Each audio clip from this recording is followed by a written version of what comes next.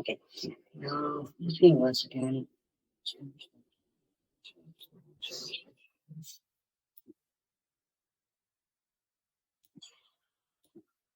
Let me just open that PDF file that we were seeing last time, and we'll kind of continue our discussion on that. So just give me a few seconds. Still.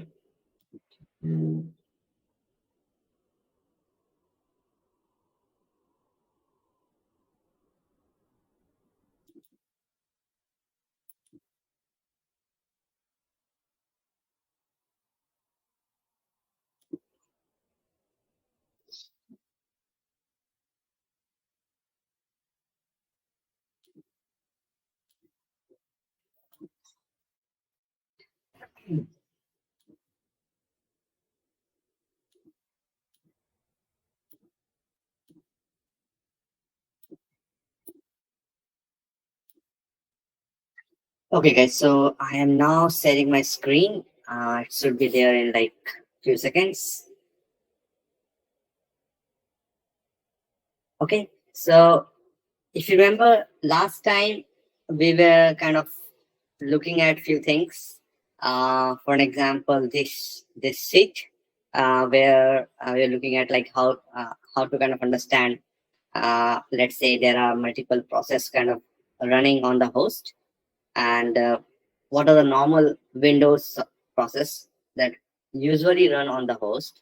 Okay, and few of their properties, like what's their parent process, at what time it starts, and what's the use of that software. So we looked at few of those details, and we also looked at like how what's the parent child relationship, and how the malware can kind of how malware utilizes this, like let's say the same name of the process, or let's say the same name of the process, to kind of hide in the plain sight. So we were discussing that, okay, malware can, let's say, utilize the name as winInate.exe, and let's say we as a SOC analyst, when we try to see like which process is kind of running malicious, so we see that, okay, there is a process running with the same name, winInate.exe, and we need to then kind of say, we need to kind of then see the properties, rather than just by going through the name and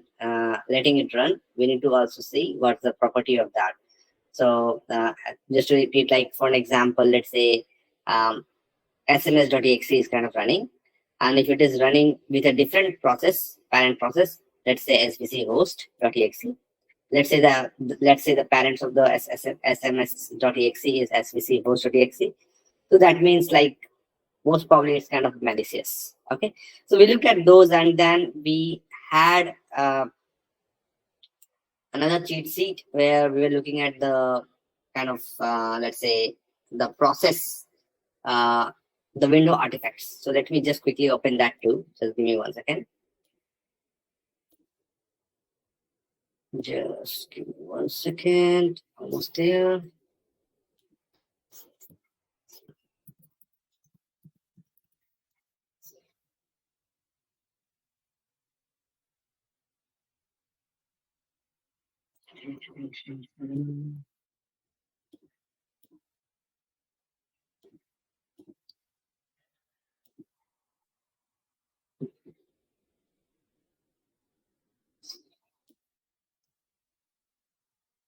Okay, let me just quickly download that for you guys. And I'll say, guys, like you also kind of what do you say? You also kind of download that cheat sheet. Maybe I'll just share that link, or maybe I'll just share that PDF file with you.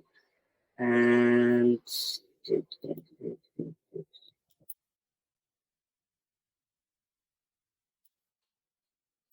so just give me 1 second. Let me just quickly download that for you guys once again.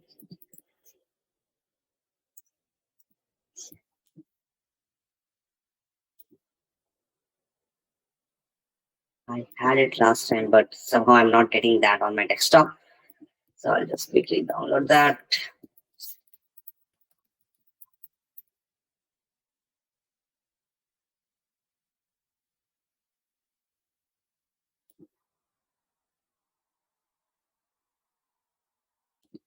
Almost there. And here we go.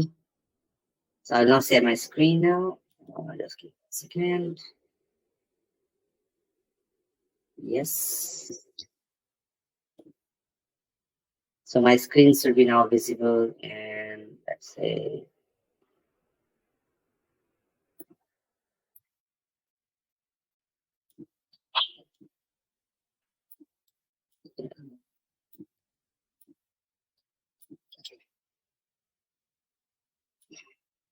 so we were looking at this sheet last time, where we looked at like what kind of normal uh, artifacts are there for the windows. And in similar way, guys, thing is that what we will also see is that we'll also kind of will first kind of give some more uh, devote some more time to the windows, like how the things are in windows, and then we'll look at like quickly and as an overview, like what are the different kind of artifacts for Linux. If we get some more time, maybe what I'm thinking is that maybe I'll also go through the Mac operating system artifacts, even though it's not in syllabus. But the thing is that when you guys will be investigating like multiple incidents, it won't be just kind of Windows. So obviously, like most of the time, maybe 90% of the time, you will be kind of encountering Windows system. But some of the time, maybe let's say 80% of the time you encounter Linux system for analysis, and maybe 2% of the time you might also encounter Mac forensics. So maybe I'll also say a few artifacts to kind of know about in the Mac. Okay, so we'll look at that, and in the Windows, basically, we'll be kind of looking at how to kind of check out like, okay, what were the kind of applications that were running, uh, how to check out like what were the files and folders that were opened previously and let's say deleted, uh, the browser activity overall. We had a look at that in a little bit detail last time. So we'll look at like browser activity, um, kind of like how to find out what was the browser activity in past, like which website was visited and what download was done. Similarly, what cloud drive were accessed and the account uses, like how the logins were done on that host, the one you were investigating, and few of the network activities and physical locations data, kind of artifacts that Windows has. And lastly, the system information that you are investigating and external drive users, like when that which pen drive was kind of plugged in, what files were copied. So those all kind of artifacts will kind of try to look at in kind of in detail. So so that will be kind of a theme of kind of going forward with the discussion. And now what we'll do is that, well, let me just quickly start VirtualBox.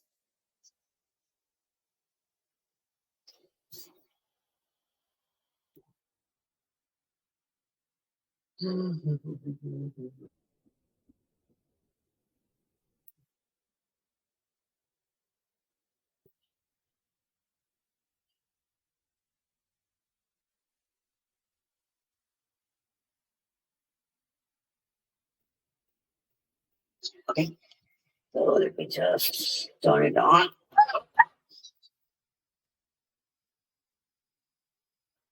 So this time, guys, I have kind of figured out how to kind of share a few files from, let's say, from the my host to the VirtualBox. And just quickly start this up. Okay, so it's starting now. And there's one more thing, guys. I will be sharing, if you're seeing right now, I will be sharing. Okay, so this has been downloaded. Let me just go to them.